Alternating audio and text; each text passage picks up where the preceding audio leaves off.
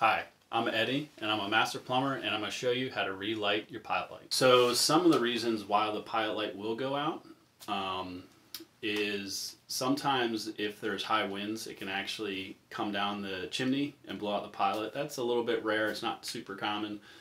Another common reason, if it's chronic and it happens after you relight it, it's most likely the thermocouple in there, and that part should be replaced to get it running right. You shouldn't have to relight your pilot light all the time. And if that were to fail, it would be a gas valve issue. You want to check the gas pressure too while you're at it. But let me go ahead and show you how to do it. We're going to turn this valve on. Just like that.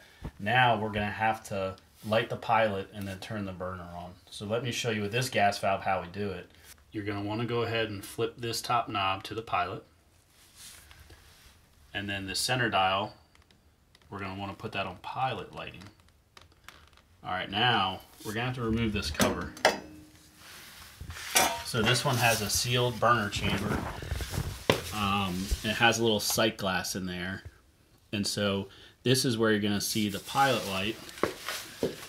And so up here, what we're going to do, the process is you're going to want to hold this down. And this is a sparker, the igniter. So you're going to want to do that just like a grill. So you're going to want to look in here and see the spark until the pilot light. See, the pilot light just lit. So now you need to hold this button down for about 30 seconds or so.